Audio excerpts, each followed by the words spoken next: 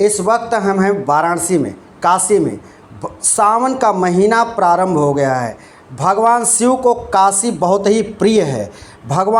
ये कहा जाता है कि भगवान शिव की नगरी काशी है और काशी पूरी सावन में बम बम रहेगी। इस बार अधिक मास होने के चलते सावन 2 महीने का हो रहा है। हम इस वक्त पहुँचे हैं बनारस के जाने माने ज्योतिषाचार्य, कर्मकांड के मर्मज्ञ पंडित मथुरा प्रसाद शुक्ल जी के पास। आपको जो है वैदिकाचार्य भी कहा जाता है। देश में हजारों बड़े यज्ञों का आपने प्रतिनिधित्व किया है। आप ही के आचार्यत्व में वो यज्ञ संपन्न हुए हैं और आप किसी परिचय के मोहताज नहीं हैं। और दोस्तों, हम ये भी बता दें कि गुरु जी से संपर्क करने के लिए हम आपके इस स्क्रीन पर आपका कांटेक्ट नंबर भी हम जारी कर रहे हैं। आप इसको जो है आपके स्क्रीन पर डिस्प्ले में ये चल रहा है। आप कभी भी किसी भी तरह का ज्योतिष और कर्मकांड से संबंधित जानकारी लेने के लिए गुरु जी से संपर्क कर सकते हैं। कुंडली के लिए आप संपर्क कर सकते हैं। यहाँ किसी तरह का अपवाद नहीं चलता, यहाँ किसी तरह के भ्रम की स्थिति आपको नहीं मिलेगी।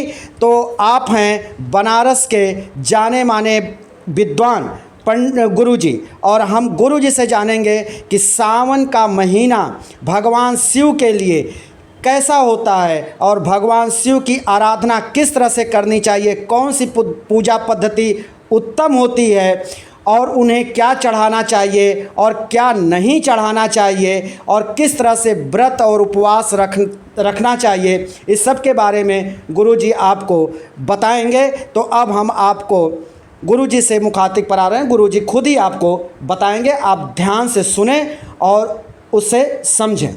ओम श्री मंगलमूर्तये नमः। मृत्युंजयाज रुद्राय नीलकंठाय संभवे अमृताय सर्वाय महादेवाय ते नमः। आज श्रावण का महीना प्रारंभ हो चुका है। परब्रह्म परमात्मा की आराधना करनी चाहिए। आराधना का प्रमाण वेद शास्त्र पुराणों में है।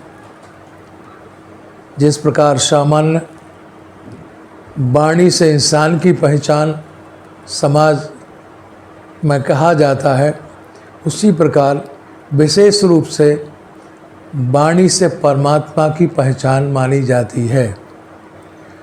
वाणी वाग वही ब्रह्म, वाणी परमात्मा का स्वरूप माना गया है। वेदो वही ब्रह्म, ब्रह्म वही वेदा। परब्रह्म परमात्मा ने अपनी पहचान के लिए अपनी वाणी के द्वारा ब्रह्मा को प्रेरणा करके ब्रह्मा के मुख से वेद वाणी निश्चित हुई। वैदिक इतिहास मानता है कि सतयुग में एक ही वेद था, त्रेता युग में एक ही वेद था, द्वापर युग में उम्र के कम होने के कारण व्यास जी ने 4 भागों में विभाजित कर दिया। वेद का अर्थ क्या होता है? वेद माने विचार, वेद माने लाभ, वेद माने सत्ता इत्यादि। तो ये परब्रह्म परमात्मा की सत्ता जानने के लिए हम वेद पुराणों का अध्ययन करते हैं और उस परब्रह्म परमात्मा के बारे में विचार करने के लिए वेद शास्त्रों का अध्ययन करते हैं, श्रवण करते हैं। हमको सबसे उत्तम लाभ क्या है? परमात्मा ही सबकी प्राप्ति सबसे उत्तम लाभ है, ये वेद ही हमको बतलाता है। तो ज्ञान की प्राप्ति भी वेदों में भी है।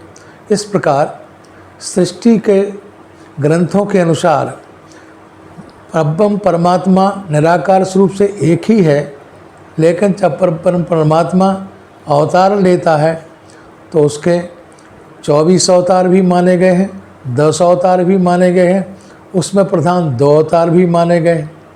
परब्रह्म परमात्मा भगवान शंकर जी के बारे में आज प्रसंग कहना है। शिव कल्याणवाचक माना गया है। भगवान शंकर के 5 मुख माने गए हैं। 5 मुख के द्वारा परब्रह्म परमात्मा ने कम से कम तंत्र शास्त्र में अगर हम जाते हैं तो 7 करोड़ों मंत्रों का उल्लेख मिलता है। सबसे अधिक वेद के मंत्र भगवान शंकर से परख हैं। सबसे अधिक भगवान की मूर्तियाँ पूरे पृथ्वी पर बाबा भोलेनाथ की ही हैं। भागवत प्रमाण के अनुसार है शैली दारुमयी लोही लेप्या लेख्या च सैकती मनोमयी मणिमयी प्रतिमाष्ट प्रधा स्मृता। 8 प्रकार की मूर्तियों का वर्णन श्रीमद् भागवत में है। तो 8 प्रकार की मूर्तियों में भी हमारा वैदिक ग्रंथ जो रुद्रयामल है उसके प्रमाण के अनुसार अगर हम कलयुग में पार्थिव लिंग की पूजन करें, पार्थिव मिट्टी के पार्थिव लिंग की पूजन करें तो हमको 12 ज्योतिर्लिंग पूजन करने का फल हमको मिलता है। ज्योतिर्लिंग की परंपरा के प्रमाण में अरुणाचल आज विद्यमान है। अरुणाचल में शिवरात्रि का ही प्रमाण मिलता है कि रात्रि में 12 से 2 बजे के बीच में परब्रह्म परमात्मा ने ज्योतिर्लिंग रूप में अवतार लिया था।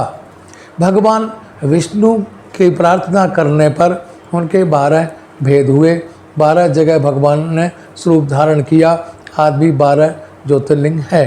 लेकिन कलयुग में पार्थिव पूजन का महत्व 12 ज्योतिर्लिंग के द्वारा माना जाता है। अब रहा वेद की विधि के द्वारा किए गए सम्मान का नाम है भगवान की पूजा। भगवान की पूजा को कहते हैं वैदिक विधान के अनुसार जो भगवान का सम्मान किया जाता है उसका नाम पूजा। पूजा कई प्रकार की है। 5 प्रकार के सामान, 10 प्रकार का सामान, 16 प्रकार का सामान, 24 प्रकार का सामान, 60 प्रकार का सामान, 108 प्रकार का सामान और राजसी ठाट बाट के द्रव्यों के द्वारा भगवान की पूजा का विधान होता है।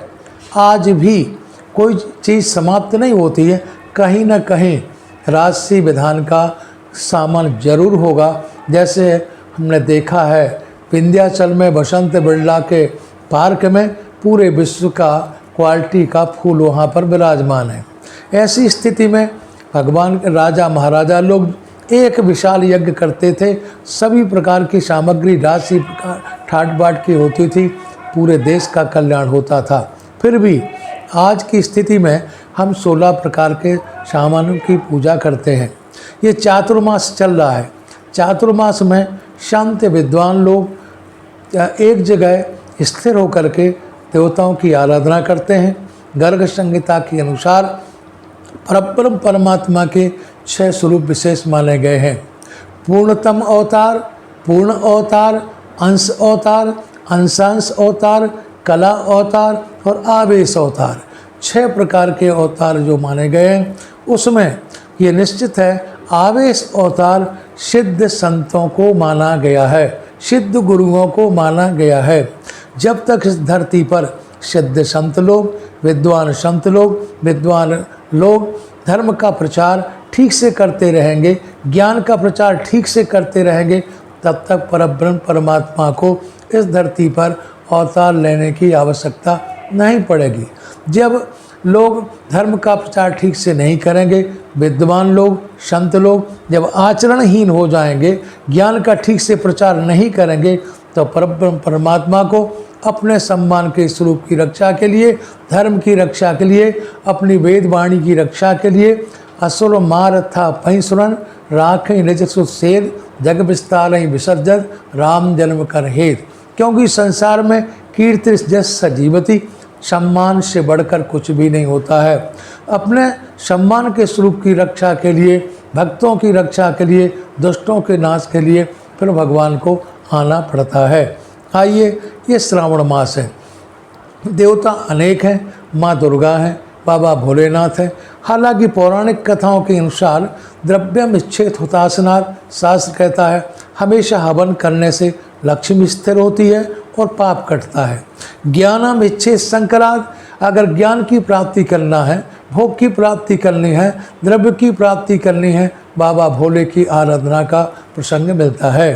मोक्षम इच्छे जनार्दनाथ, पौराणिक कथा के अनुसार में बोले मोक्ष के लिए हम आज भी श्रीमद् भागवत इत्यादि का जो व्याख्यान होता है, जो कथाएं होती हैं, हमारे विद्वान लोग ऐसे मान्यता रखते हैं मोक्ष के लिए श्रीमद् भागवत का प्रवचन सुनना चाहिए और भागवत सुननी चाहिए। इस प्रकार मोक्ष के लिए वैष्णव देवता और भोग के लिए, ज्ञान के लिए बाबा भोलेनाथ के लिए। लेकिन शिव पुराण के कथनानुसार बाबा भोलेनाथ हमको सब कुछ दे सकते हैं, भोग भी दे सकते हैं, ज्ञान भी दे सकते हैं, मोक्ष भी दे सकते हैं। इसी क्रम में और सबसे सरल देवता है। साथ साथ ये भी वेद शास्त्रों का प्रमाण है कि हम कोई भी आराधना घर में करते हैं, उससे ज़्यादा फल हमको गौशाला में मिलता है, उससे अधिक फल तालाब के किनारे मिलता है, उससे अधिक फल किसी नदी के किनारे मिलता है, उससे अधिक किसी मंदिर में मिलता है। लेकिन बाबा भोलेनाथ के पास हम कोई भी आराधना करें, अनंतम शिव सन्निधौ, बाबा भोलेनाथ के पास हम बैठ कर के कोई आराधना करें, उसका अनंत फल होता है। इसी क्रम यज्ञ में ईशान कोण में 11 रुद्रों का कलश रखा जाता है। बिना उनके कलश के हमारी कोई आराधना पूरी नहीं होती है। और गोलोक की कथा के अनुसार भगवान ब्रजबिहारी अर्थात भगवान श्री कृष्ण ने स्पष्ट कहा है कि जब तक हम सोते समय या उठते समय हर हर महादेव नहीं कहेंगे तो हमारा दिन ठीक नहीं बीतेगा। और इसी प्रकार किसी भी अनुष्ठान में हम हर हर महादेव नहीं कहेंगे अंत में, तो हमारा संपूर्ण कर्म की सिद्धि हमको नहीं मिलेगी, उस कर्म की पूर्ति का फल हमको नहीं मिलेगा। इसी ये हर हर महादेव का जो नारा है भगवान श्री कृष्ण ने गोलोक में पहले श्री गणेश उन्हीं ने किया था, जो आज भी चल रहा है। किसी मानव, किसी संत के द्वारा यह हर हर महादेव का नारा प्रारंभ नहीं हुआ, भगवान श्री कृष्ण के द्वारा ही हर हर महादेव कहा गया है। आइए, भगवान शंकर इतने सरल हैं जिनकी पूजा के करने से उनकी कृपा जल्दी हो जाती है, बहुत जल्दी वरदान देते हैं, आशीर्वाद देते हैं। और जो मैंने कहा 8 प्रकार की जो मूर्ति होती हैं कलयुग में, इस समय हमारा जो चातुर्मास चल रहा है, द्वात्रिंशद्व गतई मासई दिनई षोडश विस्ता घटिका नाम चतुर्केण पतत्व कोधि मास का, है ना। कहा जाता 32 महीना 16 दिन 4 घटिका के बाद चातुर्मास आता है। अब चातुर्मास के भी 2 प्रमाण हैं। वैष्णव संत लोग 4 महीने को चातुर्मास मानते हैं, लेकिन जो हमारे सन्यासी संत हैं वो पक्षो वही मासः 15 दिन का 1 महीना मानते हैं। इसलिए जो हमारे शैव संत हैं, जो शिव की प्रधानता मानने वाले हैं, शक्ति की प्रधानता मानने वाले हैं, वो लोग वैदिक सूत्र के अनुसार 15 दिन को 1 महीना मानकर 2 महीना चातुर्मास का व्रत करते हैं। लेकिन वैष्णव संत लोग 4 महीने का चातुर्मास करते हैं। ये चातुर्मास की परंपरा इसलिए चली, एक तो भगवान विष्णु शयन करते हैं, दूसरी बात इस समय में कोई भी संत विद्वान लोग वर्षा के कारण कहीं घूम कर प्रचार नहीं कर सकते हैं, अन्यत्र जा करके प्रचार नहीं कर सकते हैं। इसलिए एक जगह बैठ करके सभी संतों को उपदेश देते हैं, पूजन पाठ कराते हैं। अब रहा सवाल, गीता के अनुसार से प्रैक्टिकल पूजा से महत्व ज़्यादा ध्यान का होता है। तो जब तक हम प्रैक्टिकल पूजा नहीं करेंगे देवता का, तब तक हमारा मन स्थिर नहीं होगा। मन को स्थिर करने के लिए, क्यों, आप जानते हैं हमारी इंद्रियां हैं, इंद्रियों से परे उसका विषय है, विषय को है, उसके बाद मन है, मन के बाद बुद्धि है, बुद्धि के बाद आत्मा है, आत्मा के बाद माया है, और उसके बाद परमात्मा है। तो आत्मा और परमात्मा के बीच में जो माया है, उस माया से हमको मुक्ति प्राप्त करने के लिए परब्रह्म परमात्मा की शरण में जाना होगा। और उस परब्रह्म परमात्मा की शरण में जाने के लिए अनेक उपाय हैं। जैसे कोई तपस्या के द्वारा, जप के द्वारा भगवान को प्राप्त करना चाहता है, कोई मूर्ति पूजा के द्वारा भगवान को प्राप्त करना चाहता है, कोई समाज की सेवा के द्वारा प्राप्त करना चाहता है, कोई दान के द्वारा प्राप्त करना चाहता है, क्योंकि धर्म के भी अनेक रास्ते हैं। और धर्म विहित कर्मजन्यो धर्म, धर्म कहते किसको हैं, जो वैदिक प्रमाण के अनुसार जो उचित कर्म हो उसी को हम धर्म कहते हैं, उससे जो विपरीत हो उसको हम अधर्म कहते हैं। इसलिए कि हमारा जो चातुर्मास का समय है, इसमें प्रतिदिन श्रावण का महीना भगवान को बहुत ज़्यादा प्यारा है। उसमें भी भगवान भोलेनाथ को कैलाश पर्वत की ज़मीन और काशीपुरी की ज़मीन सबसे ज़्यादा प्यारी है। और गंगा माई का किनारा है, बाबा भोलेनाथ का यहाँ हमेशा निवास रहता है। यहाँ अनंतम शोषण लो, यहाँ जो भी हम आराधना करेंगे हमको उत्तम फल मिलेगा। काशी ये प्रकाश स्वरूप काशी है। यहाँ पर जो भी गंगा स्नान कर लेगा, बाबा भोलेनाथ का दर्शन करेगा, भगवान की आराधना करेगा, इस समय शिव पुराण का श्रवण करेगा तो उसको बहुत ज़्यादा फल मिलेगा। और सामान्य नियम है कि कम से सर्वम 12 त्र्यम जपेत। अगर हम कोई माला भी जपेंगे नमः शिवाय की, तो अगर 3 माला से कम जपेंगे तो हमको फल नहीं मिलेगा। 3 पाठ से कम करेंगे तो हमको फल नहीं मिलेगा। इसलिए सर्वम 12 त्र्यम जपेत। कम से कम हमारे पास अधिक समय नहीं है तो अभी नमः शिवाय हम रुद्राक्ष की माला पर कम से कम 3 माला जपें। और अगर भगवान शंकर का कोई भी स्तोत्र पाठ करते हैं तो कम से कम हम 3 बार स्तोत्र का पाठ करें।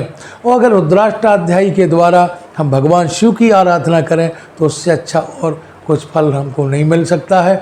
इसलिए ये अब रहा सवाल, हमको भगवान शंकर के लिए दूध से स्नान है, दही से स्नान है, घी से स्नान है, मधु से स्नान है, शर्करा से स्नान है, गुलाब जल का स्नान है, इत्र का स्नान है। स्नान तो 108 प्रकार का होता है, फिर भी हम जितने यथाशक्ति जितने प्रकार के द्वारा उनका स्नान करा सकें, जितने भी आरती पूजा कर सकें। विधि तो विचित्र है। आदौ चदुपाल तले विधेयम दुर्नाभिदेशे मुखमंडलैकम सर्वांग देशेषु च सप्तवारम नीराजनोयम विधिरीश्वरस्य। विधि के अनुसार अगर हम अनुष्ठान करते हैं, वैसे तो भगवान भोलेनाथ जैसे भी आपके पास श्रद्धा विश्वास है, पूजा थोड़ी कम होती तब भी भगवान कृपा कर देते हैं। पत्रम पुष्पम फलम तोयम जो में भक्त्या प्रचति। फिर भी विधि के अनुसार किया हुआ अनुष्ठान बहुत सफल होता है। जैसे मान लीजिए हम आरती करने बैठते हैं तो भागवत कहती है कि 4 बार चरणों के पास, 2 बार नाभि के पास, 1 बार सिर के पास, 7 बार हुआ। और 7 बार पूरे शरीर की आरती करेंगे। कुल मिलाकर 14 बार आरती हमको करनी चाहिए। इसी प्रकार चाहे नैवेद्य है, चाहे चंदन है, चाहे कुछ भी है, सबकी एक विधि है। भगवान शंकर को भस्म चढ़ानी चाहिए और सफ़ेद चावल चढ़ाना चाहिए, धतूरा चढ़ाना चाहिए, बेलपत्र है, उसके बाद शमी का पत्ता है और कमल का फूल चढ़ाना चाहिए। बेल का तो क्या कहना है, इसमें बेल का पत्र हमने यहाँ बनारस में मुक्षु वन में देखा था विद्यार्थी अवस्था में कि 11 पत्ते का बेलपत्र था। इसका मतलब 3 पत्ते से लेकर 11 पत्ते का प्रमाण इस धरती पर है। तो बेलपत्र के बारे में क्या, बेलपत्र इसमें मिल जाए तो बहुत ठीक है। देखिए पुराणों में तो 10 प्रकार का बेलपत्र कहा है। जाम अगर नहीं मिला तो नीम का पत्ता भी बेलपत्र है, निगड़ी भी बेलपत्र है, जामुन का पत्ता भी बेलपत्र है, नीम का पत्ता भी बेलपत्र है, बेल का पत्ता भी बेलपत्र है। 10 प्रकार का बेलपत्र का प्रमाण मिला है। वेद माने राजा, पुराण माने मित्र, साहित्य माने स्त्री। ये हमारे यहाँ विद्वान लोग प्रवचन में कहा करते हैं। तो पुराण तो हमको बता देता है ये करो या ये करो। जैसे सामान्य बात है, कुसा कासा सरा दूरबा जव गोधूम बलबजा सुवर्णम राजतम ताम्रम 10 तरभा कीर्तिता। 10 प्रकार के कुसा का प्रमाण हमारे पुराण ने दिया। लेकिन हमारा वेद क्या कहता है कि केवल कुसा ही है ना, कुसा हम केवल कुसा की ही अंगूठी मानेंगे और अन्य की नहीं मानेंगे। जबकि पुराण दूर्वा को भी मान लेता है, गेहूं के पत्ते की भी मानता है, जवा के पत्ते की भी मानता है। इस प्रकार वेद राजा है। वेद कहता है यही होना चाहिए, वहाँ विकल्प का सवाल नहीं है, पुराणों में विकल्प है। तो किसी भी आराधना के क्रम से हम भगवान की आराधना करें, हमको सफलता जरूर मिलेगी। ये बहुत सौभाग्य की बात है।